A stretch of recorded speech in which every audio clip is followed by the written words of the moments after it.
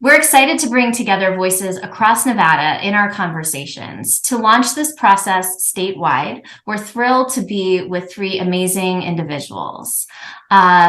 Jamie Frey is a parent of four children ranging in ages 9 to 15. So that's grades 4 to 10. She's a lifelong Nevadan living in Fallon, and her children attend the Churchill County schools. Jamie is a registered part-time nurse, and she also works on her family farm. Welcome, Jamie. We're so happy you're here.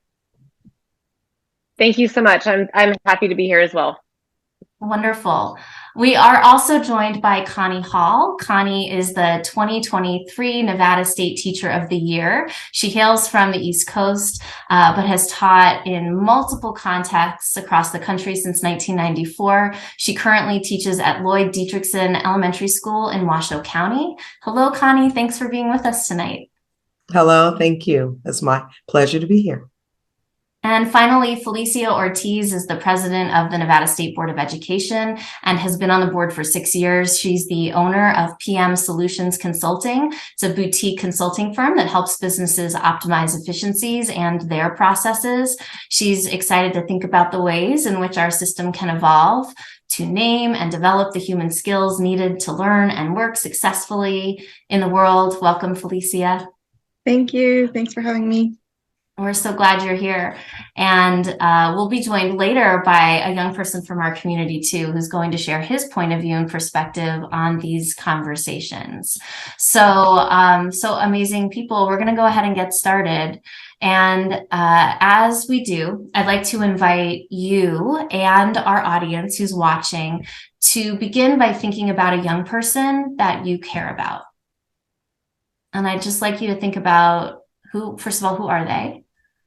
Who is this person? What makes them special? And in just a moment, I'm going to ask you to share 2 or 3 characteristics about this young person. The one that comes to mind for me is my godson. His name is Dustin Hernandez Jr. He is 16 and he goes to Bishop Gorman High School. He is just a very empathetic and wise young man.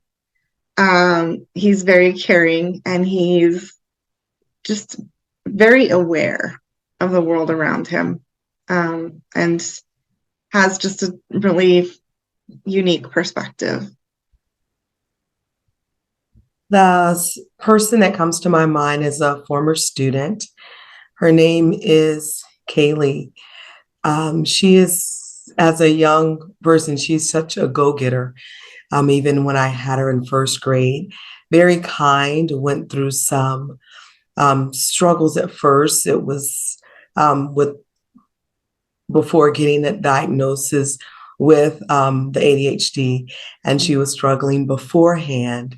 And the mother approached me and said, something's going on with my child. And the previous teacher was saying, no, it's all right. And she came to me and I said, let's work together to see what we can do, because she had said her daughter was so depressed at a young age. She was talking about taking her life, and to see the impact of taking that time to listen to the mom, the help that is, happened for that girl. And now she's thriving. The child that I have in mind is my oldest. His name is Hadley. He is a sophomore, 15, and he is kind. He is energetic. He is motivated. He really just makes me want to be a better person. It's exciting to see a young kid like him really just be excited to get up every day, whether it's working on the farm, working on the ranch, going to football practice, going to basketball practice. It's just, he has so much energy and motivation, and that's contagious. I love that. And I love that we're calling in the spirit of these people that we care about. And I'm going to invite those who are also watching this call to do the same as we begin to explore. The first question that I want to pose to each of you, with this young person in mind, is how do you define a good life? So one of the things I think for that good life is having a support system around you, because that can help you through other circumstances. There's going to be situations that will come up, but having that support from home, friends, teachers would give that good life. So my whole thing, I think the good life is the support system, because there are going to be some other challenges. Having that support system, those that believe in you, that can help you to move forward in life. Yes, all of what Connie said, I totally agree with. And just being happy and fulfilled by your everyday activities, not looking forward to the weekend because it's the weekend, or looking forward to the vacation, but just really enjoying what you get to do every day, your career, your home life, and just having the tools you need to navigate through life, which I think starts with a good education. And as Connie mentioned, also just a good foundation, whether we get that in our homes or from teachers or role models. But that's, a good life really is happiness. When I think of a good life especially for my godson, a big piece of it is the support system, Connie. He lost his dad to COVID a couple of years ago. So that having that support system to keep him grounded and supported, loved, that's a big one. But also finding a fulfilling career that is going to bring him joy. He used to want to be a plastic surgeon, and now he's thinking like a business person. So he might follow in his Nina's footsteps and be an entrepreneur. But at the end of the day, I want him to be able to do something that also affords him a comfortable life, right? That allows him to afford to do fun things and find that joy and happiness, to not have to work super hard and look forward to the weekend, because that's all there is in life is working the weekends. I want him to be surrounded by people that lift him up and inspire him too. So we've heard a good life has support. There's a network of support. There's people in your life that you can count on. This concept of happiness that both Felicia and Jamie spoke of, both of you dug into that a little bit more.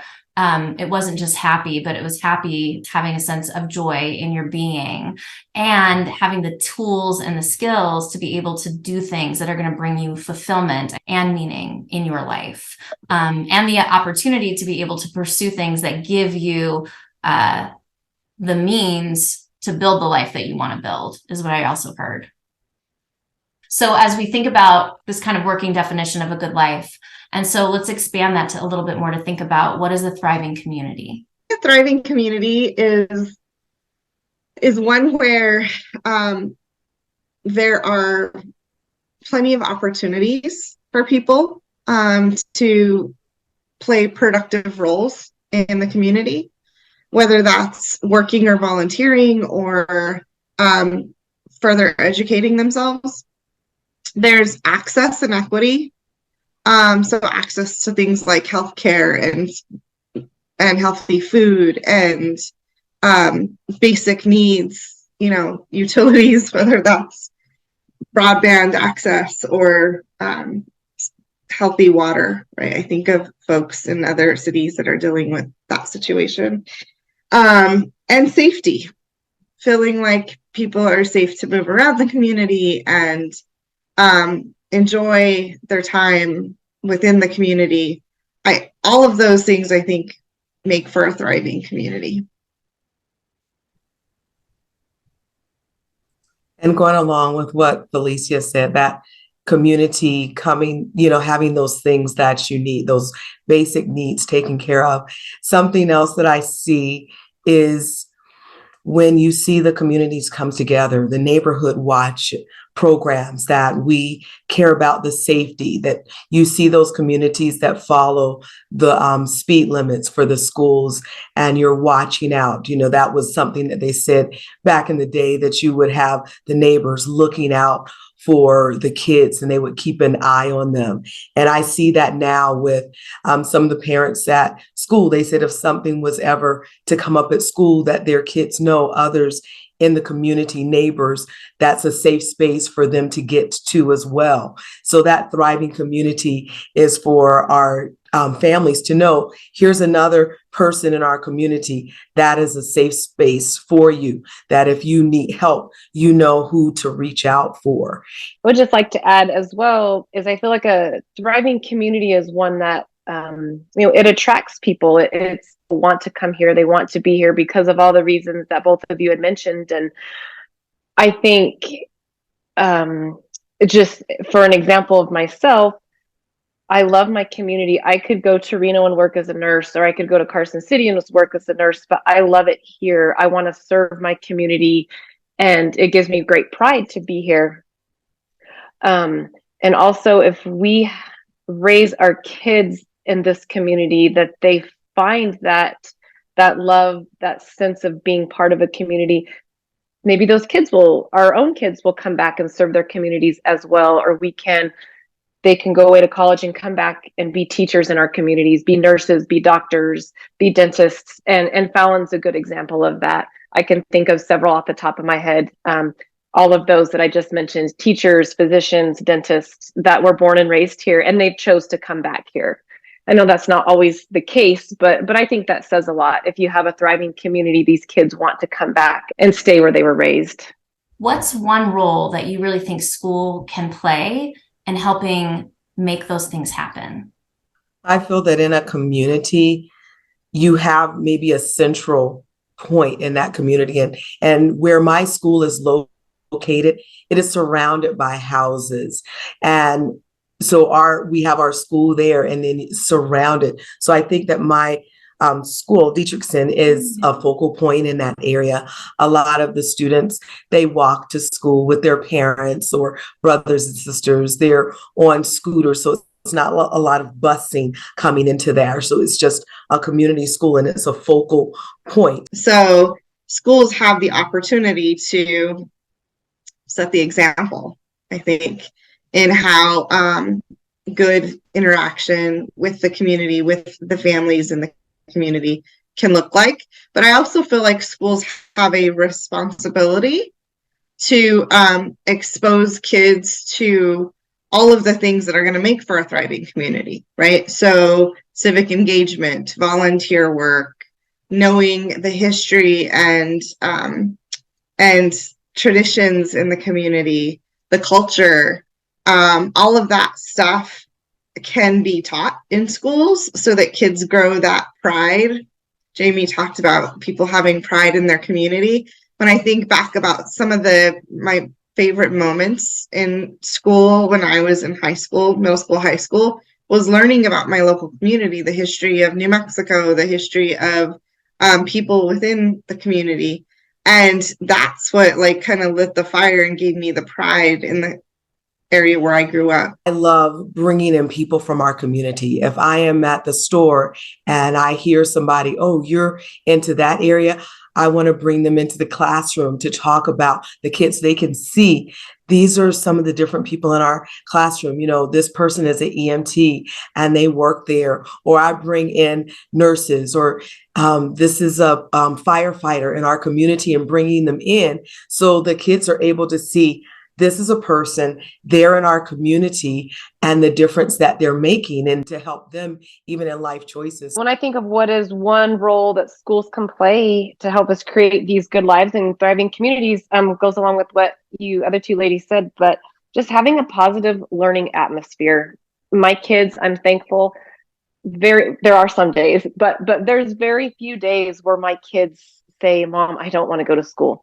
They're excited to go there. It's a fun spot for them to be. There's for the most part, a positive atmosphere. And I think that makes a difference. They want to show up and they're eager to learn because they're greeted by positive teachers. So I'm hearing a lot about relationships, understanding how people inside a school recognize how they fit together and how they fit together with people that are not inside the school, how the school can potentially provide a space to model the ways in which people work together in a community. And then really just to create an overall sense of well-being so that people want to get up, want to be there, are excited, are engaged. And the reason we grounded these portrait of a Nevada learner conversations in these questions is because when a system builds a portrait, they're thinking about the mindsets and the skills that are needed for lifelong learning success. And if school, is going to get us there, what do we mean when we think about a good life, a community, and how school fits into that? So that when we think about how we actually get to this portrait, it is rooted in something that is universal to all of us. And while we might have different answers, it's also okay, I think, a great opportunity for us to see where we're finding a lot of common ground on what we believe and understand.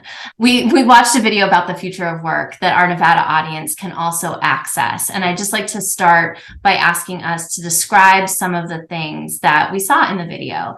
The big one for me, coming from a ranch, was the self-driving tractors. That was mind-blowing. And flying deliveries. Having one of my first things before wanting to go into education, I wanted to be a truck driver, and seeing the big 18-wheelers going down with no one in them, that was something, because you think of the loads that these trucks are carrying, and to see that massive machine going down the road without a person behind it, that was very interesting.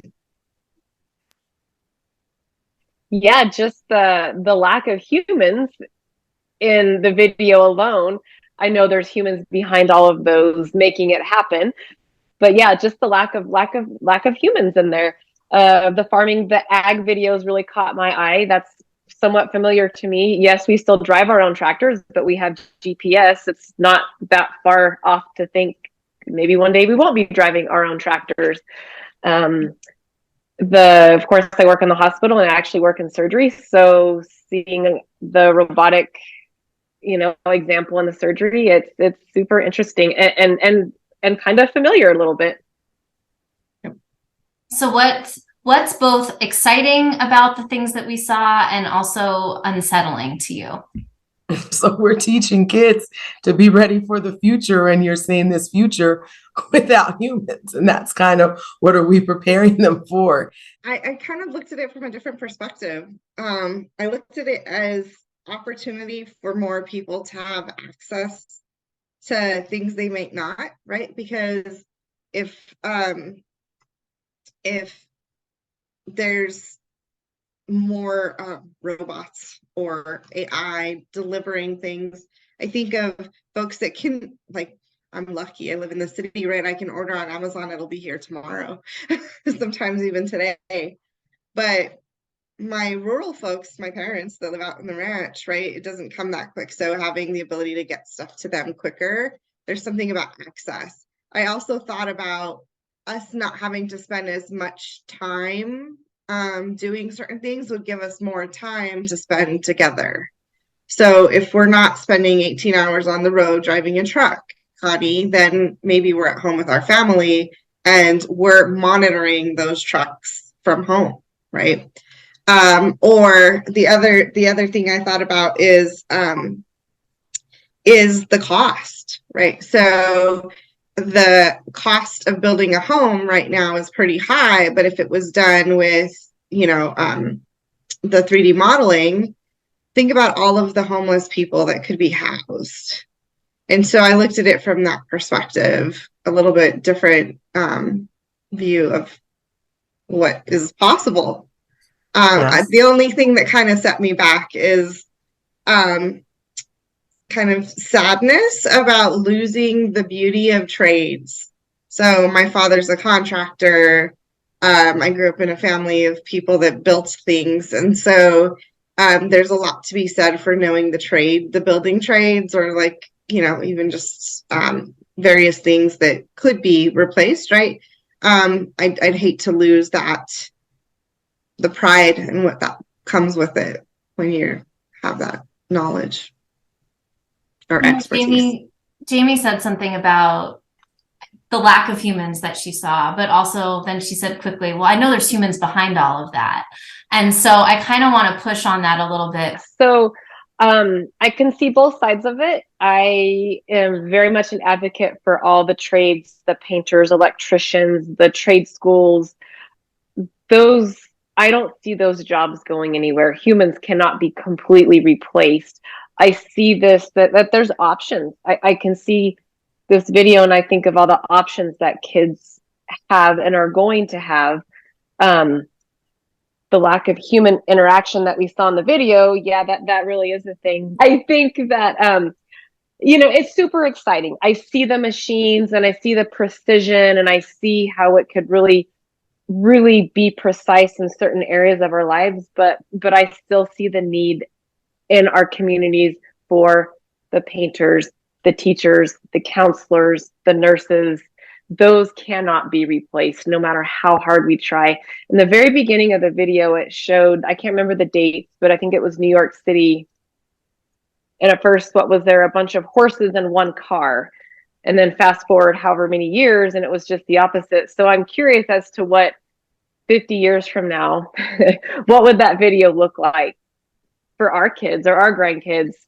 And it's, I mean, growth is a good thing. Growth is wonderful if it can, we can just do it in a good way. I think we believe and want and see that humans are valuable, and like, what are those special invaluable skills that human beings bring to a thriving community that aren't going to go away. I wonder what the video 50 years from now is going to look like, and what can school do to help young people navigate and create good lives in a reality where growth is happening. I just want to revisit that question again. What can school do to help young people prepare to navigate and create these good lives in this reality?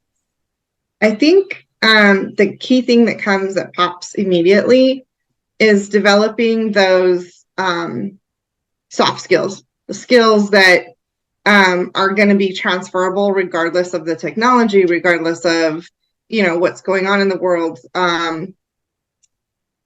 Build their toolkit. We need to help them build their toolkit, whether that's resilience, right, to be able to handle change. The social emotional, to Connie's point, right? How do I handle being isolated or alone or not getting a lot of human contact? How do I deal with that? Those are skills that we can help them to develop to make them have the toolkit to thrive in the future. Yeah, I think it just kind of proves the point is nothing can replace a human interaction, a human connection, a hug from a teacher, a handhold from a nurse. You can't, technology is great and wonderful. So I guess to answer your question, what can schools do? Teach the best of both worlds. Technology is here and we got to teach it and we got to learn it. But at the same time, we also got to have compassion and kindness and all the things that I don't foresee it just being an all technology driven world or all emotionally driven world. It's to combine both of those things and teach. To get even more specific, the last thing we're going to do together is look at Felicia, you refer to it as soft skills. In some domains, they're called power skills. In other places, they're called human skills. And in what we're going to look at right now, they're called durable skills. And the durable skills, this set of research that we're going to look at was done by a national organization called America Succeeds. And part of their research, they look at business and education connectivity. And part of their research was, for this particular scope of work, was to look at like 70 plus million job descriptions over 2 years. And they coded the key skills and attributes that employers were looking for across the United States. And if we look at this link here, it's giving us all of the I think there was like all of the competencies that they pulled out. And actually it was an analysis of 80 million job postings from 2020 to 2021. And the key 10 concepts, I think, were mindfulness, metacognition, leadership, growth mindset, fortitude, critical thinking, creativity, communication, collaboration, and character. And so just looking at those things, they even broke them down further into little, from things like under leadership, thought leadership, risk management, advocacy, and under each of those key themes, there's sort of a breakdown. And so I just want to invite you to think personally in your own life. What are one or two durable skills that have been really critical to your own success, to your own ability to thrive?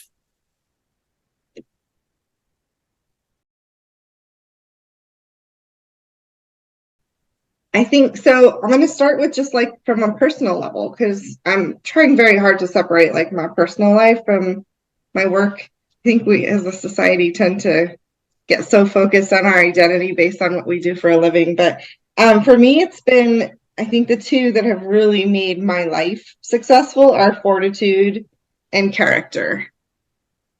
So fortitude to keep going when life knocks you down, or come up with solutions to problems that you get faced, and then character. And I think it's taken me a long way to be able that people trust me, that people depend on my advice and trust me to do good work for them. So yeah.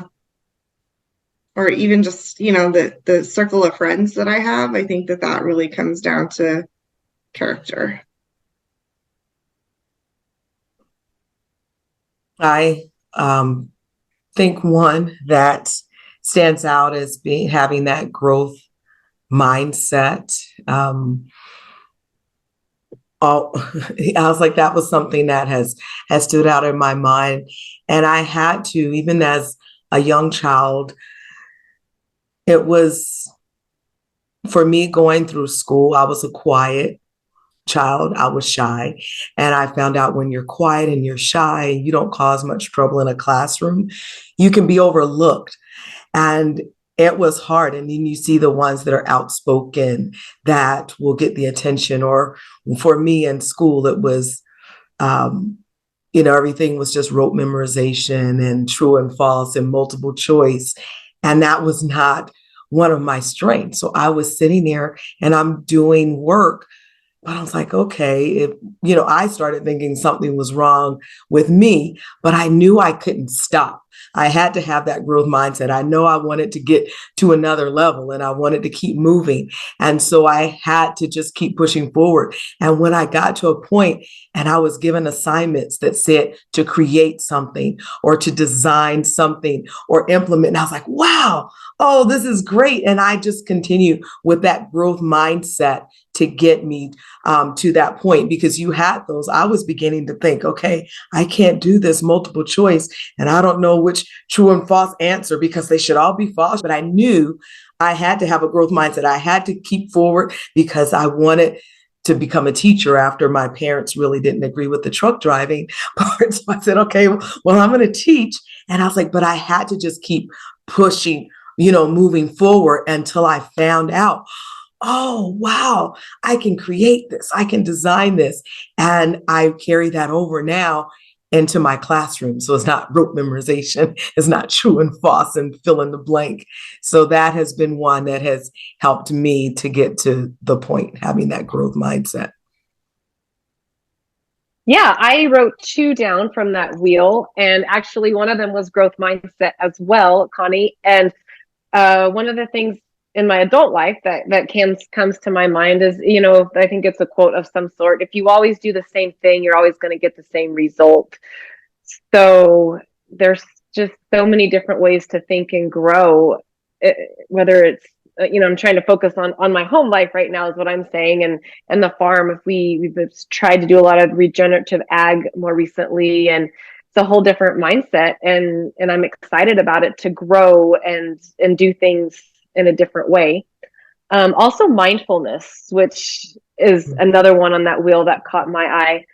I'm a mom, and I try to just really focus on listening to what my kids are trying to tell me and focus on what they're saying, and really listen to them and being mindful of what's going on around me, because it's so easy to get caught up in, you know, what you're doing every day and cooking dinner and doing laundry and doing all the other things, but to really be mindful of what our kids are telling us. And then the next one, also in your work life, and the two I wrote down for me being a nurse, the two that caught my eye was critical thinking and communication. Those are two critical things that I think in any career, communication is key. And feels good to critical think, to use our minds and use them in a good way. So those are the ones on the wheel that caught my eye. Yes. Were there I any like other that. additions? Were there any other additions, Felicia and Connie, when you think about work specifically that you might Oh, add? as a business owner, entrepreneur, my work life is all about solving problems, right? So I come into organizations that have challenges, whether it's a company that's building things, right, that says we need to standardize the way we do stuff so we have better transparency, or it's a company that's already, doing work for a long time, and they say, we know we have some issues, what can we fix? So being able to do the problem solving, and so critical thinking works there all around, especially when it comes to like software implementations. I'm having to design on the fly a lot of times and come up with solutions on the fly, learn their business as I go. A lot of the companies that I've done work for, I don't know their businesses intimately, so I'm learning as I go and then applying what they tell me to examples that I give them of how the software can provide a solution for them, right? But then I think adaptability is probably a big one, right? I wear a lot of hats, so I frequently have to change hats all throughout the day. So be doing software implementation with one client, and then I'm doing business process optimization with another, and then now I'm doing education thinking, right? And so, or talking to kids, and I'm having to switch gears. And so having that adaptability and the communication skills to be able to address different communities, different stakeholders, at different levels constantly has been key to the success of all of those things. I know that creativity is so important. I was just introduced, and I am following somebody on Twitter, Adam Welcome, and I was listening to some of his presentations on YouTube, and he made this quote, and thinking about, as we're talking about where our future is going along with that video. And this quote he said in one of his presentations says, "We can't teach Wi-Fi kids with landline strategies." And I was like, whoa, that is so true.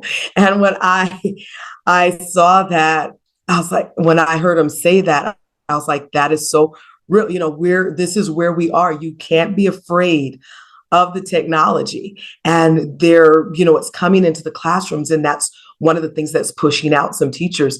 They're scared of the technology. They don't want to use it, but this is what our kids, they don't know what life is like without a cell phone and without this. And when I heard that, I was like, you have to be creative. We have to have, as Felicia said, we have to have that creativity to help our kids to understand and to navigate the technology. And I think that goes in where schools come in. We have to help them to navigate it in a positive way, because there's that negative aspect. But so bringing in some of the ways, okay, here's what technology can do, but let's use it in a positive way. So that creativity comes into place. And I have to be creative every day, because I grew up with the landline mentality, and I still have a landline here.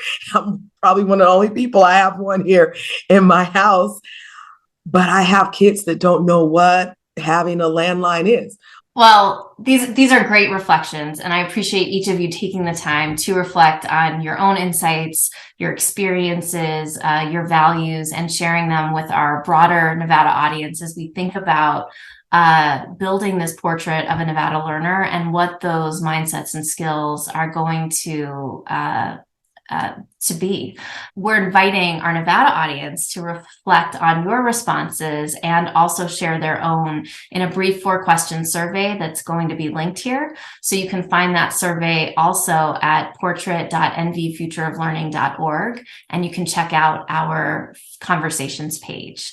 So again, thank you to each of you for your reflections and your insights. And we'd like to end this with a simple question. In one sentence, what is your wish for the future of learning for young people in Nevada? My wish for the future of education for the students of Nevada, I want it to be accessible to everyone. I want it to be equitable across the board, for them to have the resources, the books, the technology that they need to help them to be productive citizens in their community as they grow up. Yeah, my wish is pretty simple. It's just for the kids in Nevada to be successful. Use the tools that our education system provides, and for them to take it and run with it. Use every opportunity they have been given and will be given during their education throughout their years, and just have a good time and be successful. My wish is that every scholar that goes through our education system comes out feeling like they have all of the tools they need to be successful in life, and they never see that door close, that they're lifelong learners. They continue to learn and adapt and grow through the rest of their lives. Oh, beautiful. Well, thank you. And we look forward to continuing building this vision with all of you. Thank you for your time. You can stay updated on the process, access tools to host your own conversations, and share the results with us, and follow along with the monthly virtual talks about the portrait at portrait.nvfutureoflearning.org. Again, that's portrait.nvfutureoflearning.org.